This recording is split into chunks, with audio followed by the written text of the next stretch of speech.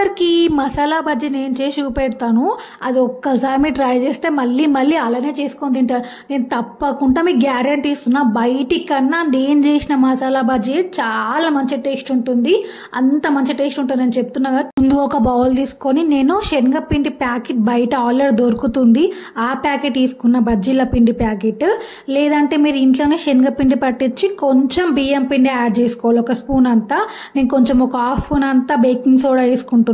ఒక half spoon అంతా ఓమా తీసుకొని ఇట్లా చేత్తో రబ్ చేయాలి. ఇలా చేత్తో రబ్ చేస్తే చాలా మంచి టేస్ట్ వస్తుంది బజ్జీలకి. కొంచెం పసుపు, తగినంత సాల్ట్ వేసుకోవాలి. కొంచెం జీలకర్ర వేసుకుంటున్నాను. ఇక వాటర్ మనం చూసుకొని పోసుకోవాలి, ఎక్కువ కావద్దు తక్కువ కూడా కావద్దు. నేను చూపెట్టినట్టు ఎలా కలుపుతున్నా సేమ్ అలానే కలపండి. నేను స్పూన్తో కలుపుతున్నా, కానీ స్పూన్తోనన్నా చేతితో కలిపితే చాలా మంచి, అసలు ఉండలు లేకుండా మంచిగా మిక్స్ చేయొచ్చు. స్పూన్తో కలిపితే కొంచెం ఉండలుగా ఉంటుంది. నాలాగా చేతితో కలపండి, పర్ఫెక్ట్గా మంచిగా మిక్స్ అవుతుంది పిండి ఉండలు ఉండొద్దు అసలుకి. మొత్తం ఇట్లా పిండి అంతా మంచిగా మిక్స్ చేసేయాలి. నేను చూపెట్టినట్టు ఇట్లా ఫ్లఫీగా రావడం కోసం ఇట్లా చేతితో బీట్ చేయండి.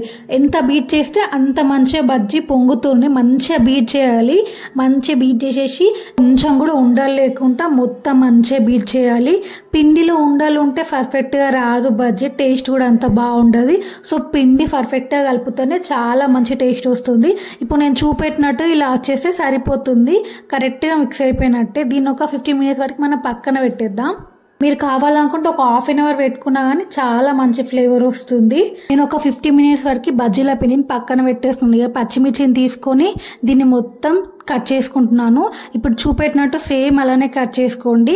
నేను ఒక పచ్చిమిర్చిని తీసుకొని నైఫ్తో ఇట్లా మిడిల్లో కట్ చేసేసి దాని లోపల ఉన్న పచ్చిమిర్చి అంతా ఇత్తులు ఉంటాయి కదా అవన్నీ తీసేస్తున్నాను. అవి తీసేయాలి, లేకుంటే పచ్చిమిర్చి బాగా కారంగా ఉంటుంది. అదే ఇలా తీసేసి బజ్జీ వేస్తే బజ్జీ అంతేం కారంగా ఉండదు అండ్ టేస్టీగా వస్తుంది. ఇలా నేను ఒకటి చూపెట్టాను కదా, ఇలా చూపెట్టినట్టే అన్ని పచ్చిమిర్చిలకి ఇలానే తీసేయాలి.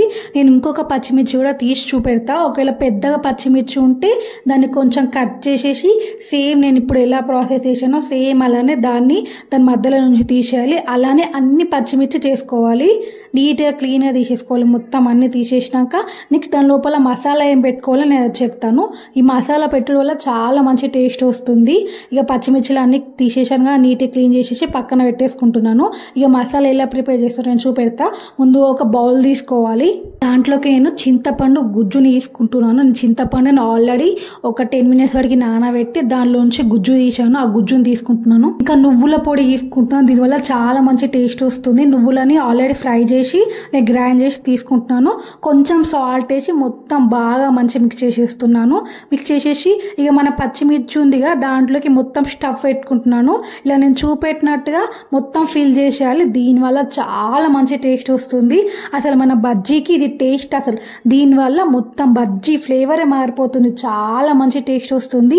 తింటూ ఉంటే పుల్లగా తీయగా కారంగా చాలా మంచి టేస్ట్ వస్తుంది. అసలు ఈ స్టెప్ అస్సలు స్కిప్ చేయొద్దు. దీనివల్ల చాలా మంచి టేస్ట్ వస్తుంది. ఒకవేళ మీరు ఇలా మసాలా ప్రిపేర్ చేసుకోకుంటే వట్టి సాల్ట్ పెట్టుకోండి, దానివల్ల ఓకే పర్వాలేదు టేస్ట్ బాగుంటుంది. కానీ నేను చెప్పినట్టు ఇలా మసాలా చేసుకొని పెట్టుకొని తింటే అసలు బయట నుంచి తెచ్చుకున్నా కూడా పనికిరాదు, అంత బాగుంటుంది. ఇక మనం అన్నీ పెట్టేసుకున్నాం కదా, ఇక నేను శనగపిండిని తీసుకుంటున్నాను. బజ్జీ ఎలా వేసుకోవాలో నేను ఒక టిప్ చెప్తాను మీకు. ముందు ఒక గ్లాస్ తీసుకొని దాని లోపలికి మన బజ్జీ పిండి తీసుకోవాలి. మన బజ్జీ సైజ్ కన్నా గ్లాస్ కొంచెం పెద్దగా ఉండాలి. బజ్జీ పిండి చూడండి, నేను పోషాక నేను హీల్ పెట్టి చూపెడుతున్నాను ఎంత పర్ఫెక్ట్గా అంటుకుంటుందో నా హీల్కి బజ్జీ పిండి. అసలు కిందికి ఇట్లా పడట్లేదు, పర్ఫెక్ట్గా ఉందన్నమాట మన పిండి. ఇప్పుడు మనం బజ్జీలు పోసుకుందాం.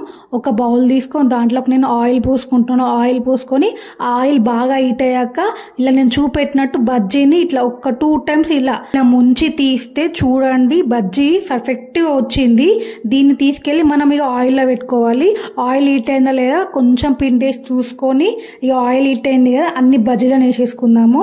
నేను చెప్పిన ప్రాసెస్లో మీరు బజ్జీలు వేసుకుంటే ఈజీగా మీరు వేసేసుకోవచ్చు. అలా గ్లాస్లో డిప్ చేసుకుంటే వేస్తే ఈజీగా అండ్ పర్ఫెక్ట్గా వచ్చేస్తాయి. చూడండి ఆయిల్లో మన బజ్జీలు వేయంగానే ఎలా మంచిగా పైనకి ఫ్లఫీగా వచ్చాయి చూసారా, ఎంత మంచిగా పొంగినాయి బజ్జీలు. వీటినిగా ఒకసారి ఫ్రై అయిపోయింది, ఇంకొకసారి ఫ్రై చేస్తున్నాను టర్న్ చేసేసి. అలా 2 సైడ్స్ ఈక్వల్గా ఫ్రై చేసుకొని మనం బజ్జీని తీసేసుకుంటే మన బజ్జీ రెడీ. బజ్జీని మనం ఆయిల్ చాలా హీట్ అయ్యాక వేయాలి. అయితే ఇలా మంచిగా పొంగుతాయి. ఆయిల్ బాగా హీట్ అయ్యాక ఆయిల్ని లో ఫ్లేమ్లో పెట్టుకొని ఇలా అన్ని బజ్జీలు వేసుకుంటే పర్ఫెక్ట్గా వస్తాయండి. ఇక బజ్జీలన్నీ రెడీ అయిపోయినాయి కదా, నేను టిష్యూ పేపర్లకు తీసేసుకుంటున్నాను. అన్ని బజ్జీలను తీసేసుకుందాం. నేను మీకు మళ్ళీ ఇంకొకసారి బజ్జీ ఎలా వేసుకోవాలో చూపెడతాను. బజ్జీని తీసుకొని ఒక 2 times ఇలా పిండిలో డిప్ చేసేసి ఆయిల్లో వేసేయడమే, అంతే. చాలా ఈజీ బజ్జీ వేయడం. చాలా మంది బజ్జీ అంటే చాలా పెద్ద ప్రాసెస్ అనుకుంటారు, కానీ చాలా ఈజీ. నేను చెప్పే టిప్స్ మీరు ఫాలో అవ్వండి, చాలా ఈజీగా చేయొచ్చు. ఈ మన బజ్జీలు అన్నీ అయిపోయినాయి కదా, బజ్జీ లోపల స్టఫ్ చేసుకుందామా. ఎలా స్టఫ్ చేసుకోవాలని చెప్తాను. ఆనియన్స్ని మనం చిన్న చిన్న కట్ చేసుకోవాలి, కొంచెం కొత్తిమీరని చిన్న చిన్న కట్ చేసుకోవాలి. నేను ఇక్కడ కారం ఉప్పు యాడ్ చేస్తలేను ఆనియన్స్లా. మీకు ఒకవేళ కావాలనుకుంటే మీరు కారం ఉప్పు కూడా యాడ్ చేసుకోవచ్చు, దానివల్ల చాలా మంచి ఫ్లేవర్ వస్తుంది. నాకు అంతగా కారం వచ్చేది కాబట్టి నేను యాడ్ చేయట్లేదు, మీకు నచ్చినట్టు మీరు యాడ్ చేసుకోండి. ఇలా స్టఫ్ చేసుకొని పైనుంచి నిమ్మకాయ పిండుకొని తింటే చాలా మంచి టేస్ట్ వస్తుంది. నిమ్మకాయ పిండుకొని తింటే చాలా మంచి టేస్ట్ వస్తుంది, అచ్చం స్ట్రీట్ ఫుడ్ లాగానే టేస్ట్ వస్తుంది.